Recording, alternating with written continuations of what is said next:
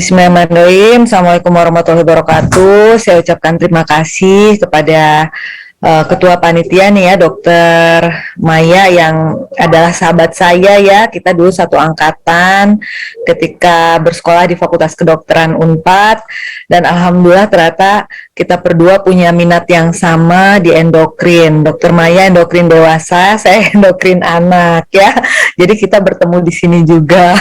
Dan saya ucapkan juga terima kasih. Mungkin di sini ada guru-guru saya, kemudian ada rekan sejawat, baik spesialis penyakit dalam ya dan spesialis anak mungkin atau dokter umum. Serta saya ucapkan juga terima kasih kepada seluruh Bapak Ibu yang hadir. Mungkin ada diabetesi atau mungkin orang tua dari diabetesi anak dan remaja. Pada hari ini saya akan mempresentasikan berpuasa pada diabetesi anak dan remaja dan bagaimana persiapannya. Oke, ya. Jadi hal-hal yang harus dipersiapkan seorang muslim dalam menyambut bulan Ramadan, kita harus mempersiapkan ilmu dulu ya. Sebelum berbicara dan beramal, kita harus punya ilmunya dulu. Jadi bagaimana kita punya ilmu pada saat kita beribadah, dan juga bagaimana seorang diabetisi yang akan berpuasa memiliki ilmu dan pengetahuan dalam rangka berpuasa agar selain dapat beramal soleh, kemudian memperbanyak pahala, namun juga tetap sehat ya. Kemudian apalagi perbanyak taubat ya, memiliki tekad kuat dan niat tulus, jangan lupa bayar utang puasanya, dan perbanyaklah puasa di bulan Syaban. Nah ini nih, ada Quran Surat Al-Baqarah 184 mengenai rukhsah ya, di mana keringanan ini boleh mengganti atau membayar fidyah ya bagi seseorang yang tidak bisa berpuasa ya. Siapa sajakah? Ini pertama ibu hamil yang ibu yang sedang hamil atau sedang menyusui, kemudian usianya sudah tua, penyandang penyakit yang tak kunjung sembuh atau kronik, dan sedang dalam perjalanan jauh. Ya Allah menghendaki kemudahan bagimu dan tidak menghendaki kesukaran bagimu. Sehingga kalau misalnya kita lihat dalam pandangan penyakit yang tak kunjung sembuh atau kronik, maka diabetes mellitus termasuk salah satu diantaranya. Jadi kalau ternyata memang nanti dalam kondisi tertentu ternyata tidak bisa berpuasa, nah maka kita harap mengingat ya bahwa Allah itu akan mempermudah bagi kita. Jadi kita boleh saja menggantinya atau mungkin dengan membayar fidyah. Sehingga jangan dibuat susah dulu nih mau berpuasa. Duh saya nggak mau gini, nggak mau gitu. Nah ingat ilmunya dulu ya. Jadi kalau suatu saat tidak bisa berpuasa, ini bisa dengan rukhsah ya. Oke, jadi yang akan saya sajikan pada hari ini adalah bagaimana fisiologi karbohidrat pada saat seorang yang normal dan bagaimana seorang yang berpuasa itu adalah diabetisi ya, dan bagaimana ketentuan berpuasa bagi diabetisi dan rekomendasi selama berpuasa ya, baik dari segi insulin, nutrisi, monitoring gula darah, aktivitas fisik, dan bagaimana ketentuan membatalkan puasa. Nah, jadi ingat kembali, mungkin semua sudah pada tahu mungkin ilmunya ya, atau saya ingatkan lagi ya, insulin itu diperlukan untuk memasukkan gula darah yang diserap dari usus ke dalam sel yang ada di dalam tubuh ya. Jadi nanti dia akan jadi energi. Kalau tidak ada insulin, maka gula-gulanya itu akan beredar terus ya. Tidak bisa masuk ke dalam sel, selnya kesannya lapar, padahal kadar gula darahnya tinggi ya. Dan kemana dia? Bisa ke kencing ya, jadi kencing manis. Nah itu ingat lagi ya, DM itu nama lainnya kencing manis. Jadi kenapa kita perlu insulin? Agar gula darah bisa masuk ke dalam sel. Nah, kalau kita lihat seseorang yang normal, dia akan meningkat kadar insulinnya bila glukosa darah meningkat juga. Jadi begitu ada asupan gula darah, masukkan asupan gula, glukosa ke dalam tubuh, maka insulin meningkat. Kenapa? Karena dia bertugas menurunkan kembali kadar gula darah tersebut ke dalam batas normal. Nggak boleh terlalu tinggi terus nih, nggak boleh ya. Dan insulin itu nanti akan turun kadarnya bila gula darahnya kembali ke dalam batas normal ya. Nah, kalau kita lihat ini yang terjadi pada seorang anak yang sehat. Nah, jadi kita harus lihat nih pada saat berpuasa makan hanya boleh kapan? Sebelum subuh, sahur namanya. Dan saat maghrib ya tiba kita berbuka ya sampai keesokan harinya setelah sahur baru mulai berpuasa lagi. Jadi siang tidak bisa makan ya.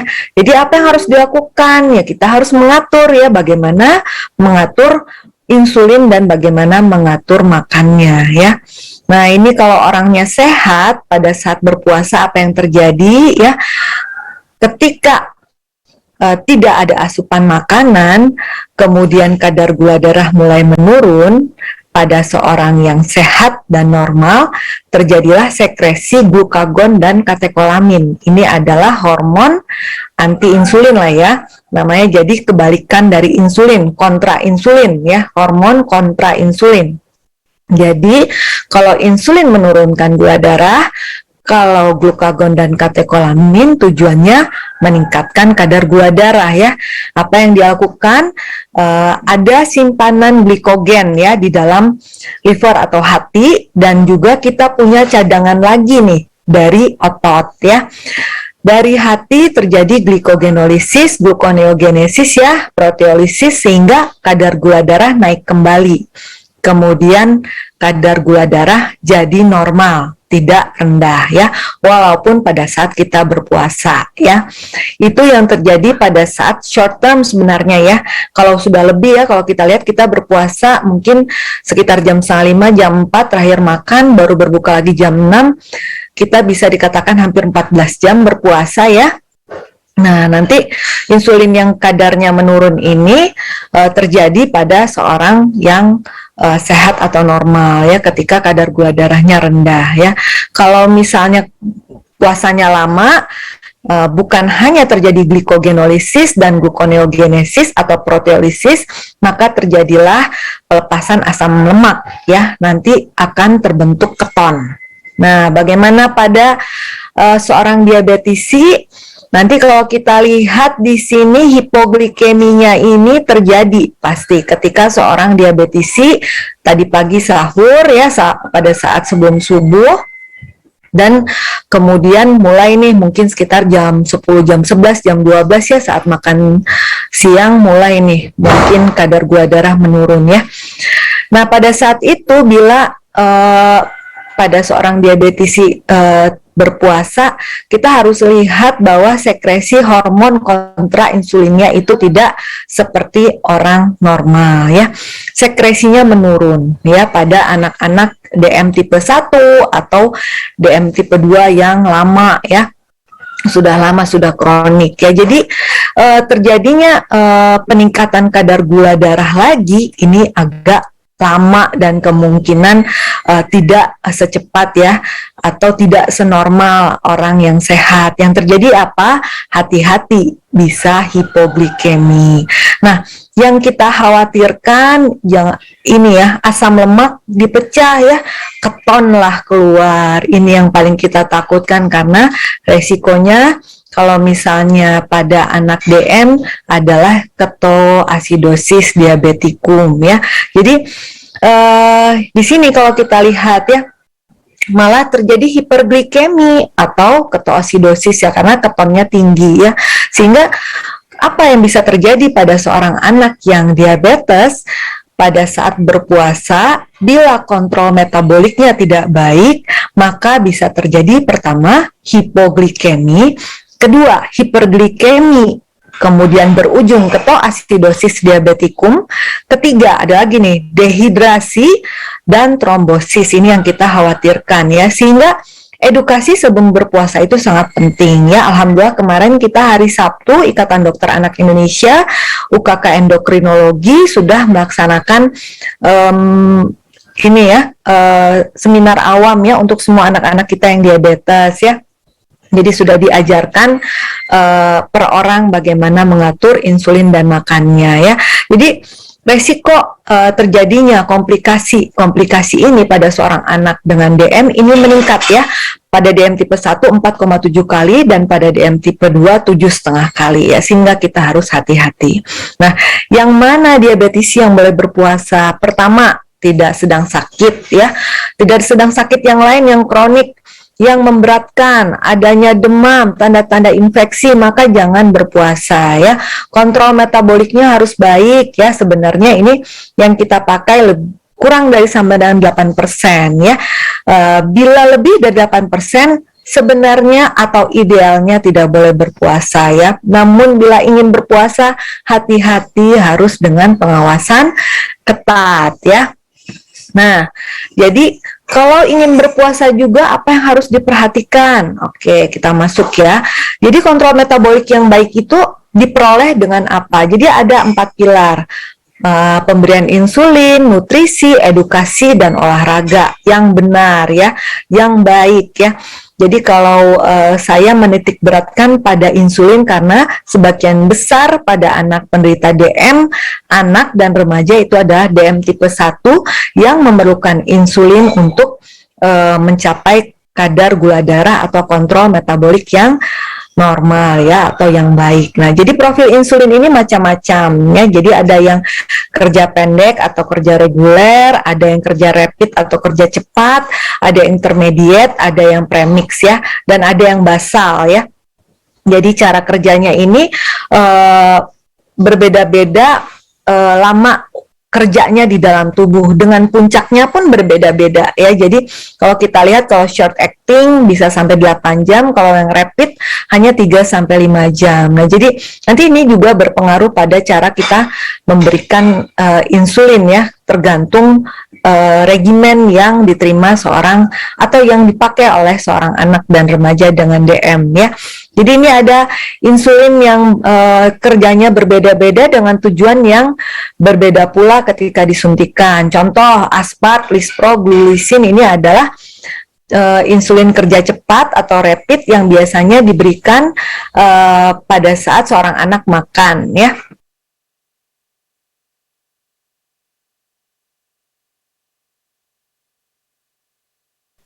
Ke-mute dok, punten. Oh iya, kepencet, maaf.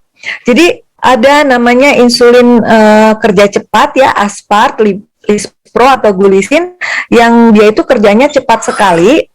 Ketika disuntikan itu tidak perlu waktu lama untuk mulai makan. Jadi anaknya bisa saja pada saat akan makan, sedang makan, disuntikan. Nah, kalau reguler ini perlu waktu dulu 30 menit sebelum makan ya. Jadi berbeda. Dan lama kerja pun berbeda kalau kita lihat. Nah, jadi ada juga yang kerja intermediate atau menengah ya, namanya NPH ya. Ada yang kerjanya panjang, detemir, ini punya puncak, dan ada glargin yang tidak punya puncak. Nah, namanya berbeda-beda ya, tergantung merek ya. Jadi karena kita nggak ada sponsor, saya tidak usah menyebutkan namanya ya.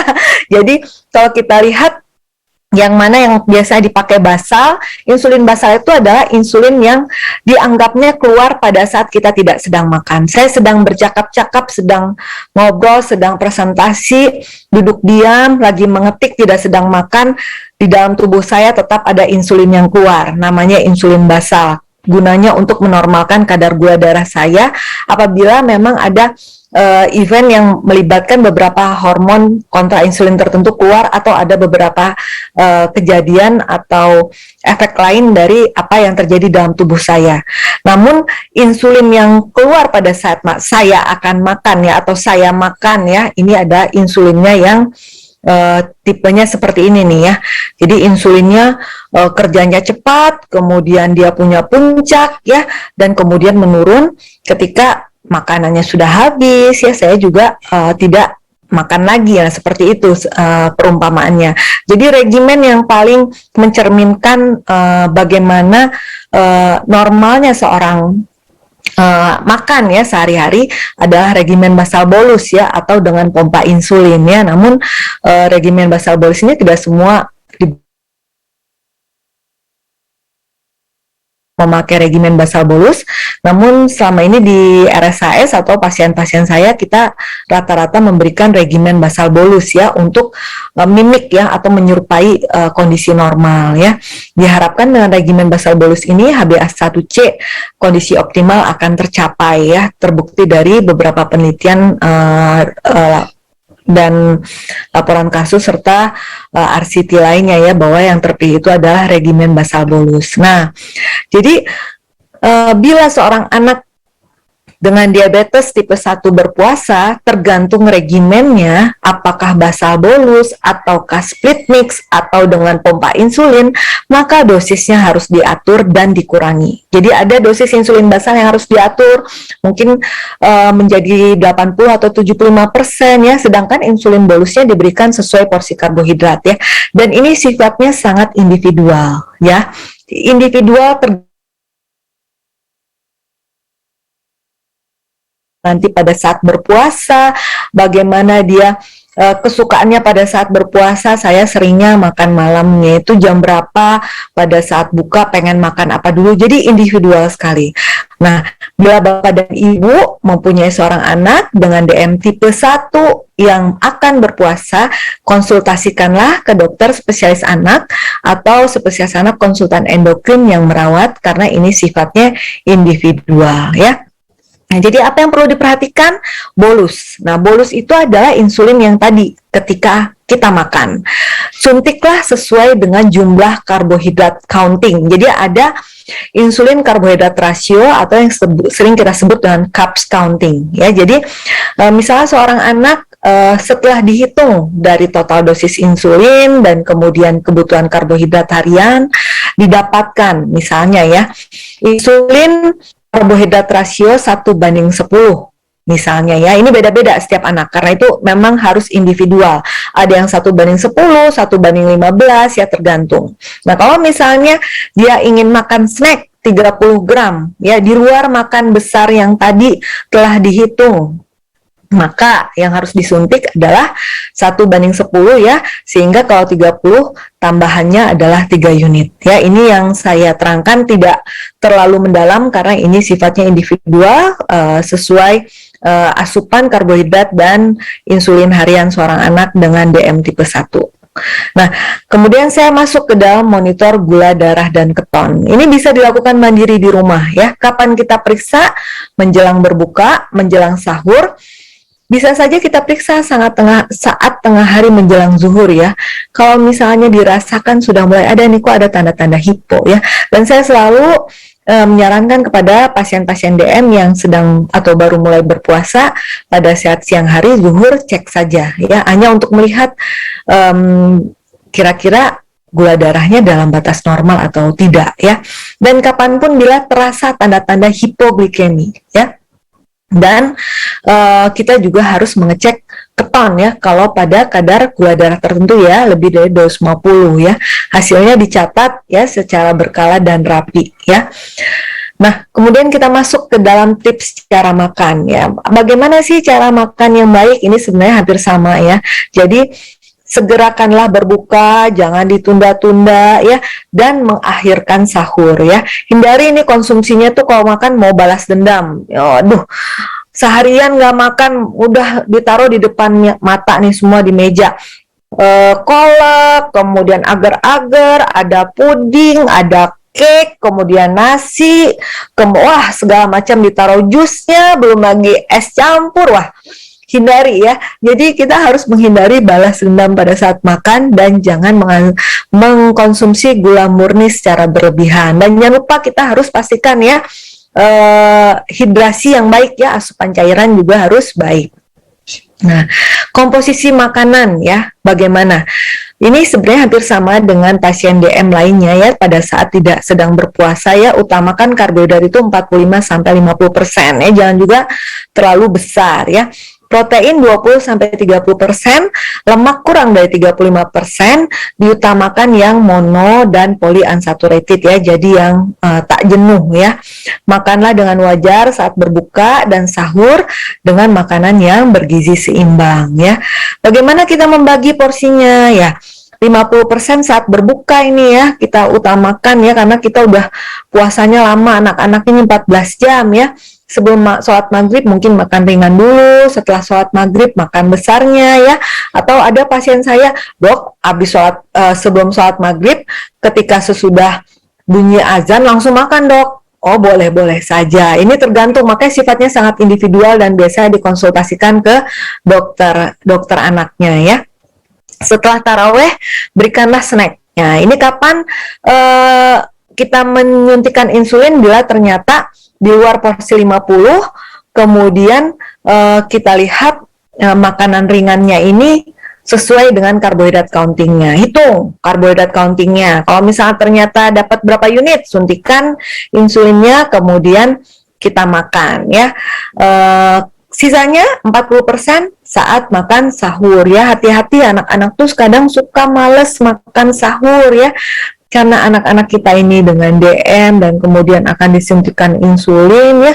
Jadi Bapak dan Ibu harus gimana caranya membuat anak tuh mau makan ya. Dirayu atau kita bangunkannya agak sedikit lebih lama, jangan setengah jam atau 1 jam sebelum bunyi azan dibangunkan. Anak perlu waktu makan lebih lama mungkin ya. Jadi 1 jam sebelumnya setidaknya anak sudah bangun dan kemudian mulai makan. Jadi makannya juga nggak cepet-cepet, santai, tapi porsinya cukup ya, sebanyak 40%. Nah, bahan penukar makanan ini sebenarnya ibu-ibu dan bapak dengan anak yang diabetesi selalu hafal ini ya. Jadi karbohidrat 100 gram itu berapa? 6 sendok makan, misalnya ini nasi merah contohnya ya. Kemudian bagaimana kentang 210 gram sebesar ini ya, 2 buah. Kalau roti gandum berapa gram? 3 lembar tuh 70 gram. Havermut berapa? Jadi semua rata-rata punya dan semua rata-rata tahu ya.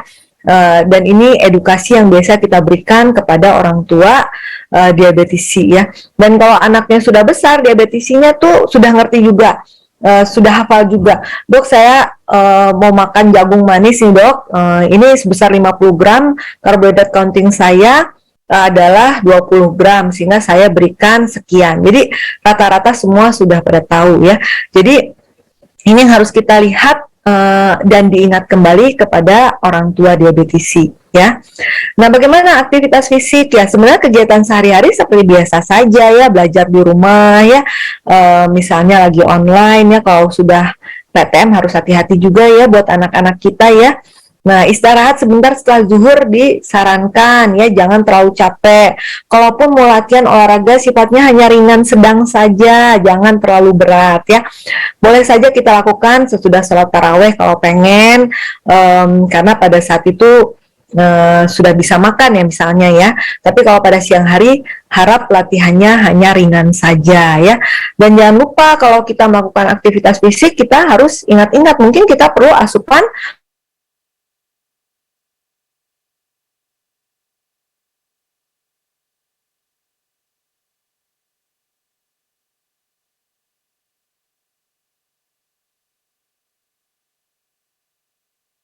ya. Pertama, bila kadar gula darah di bawah 70 ya.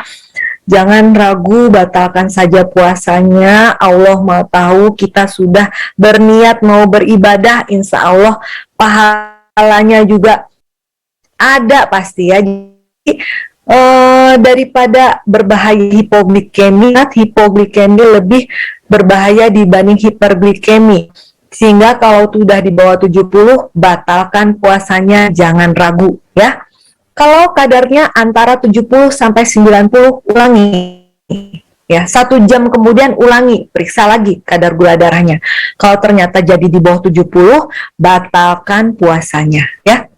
Kemudian bila ternyata dicek nih, kok gula darahnya jadi di atas 300, batalkan juga puasanya. Kenapa?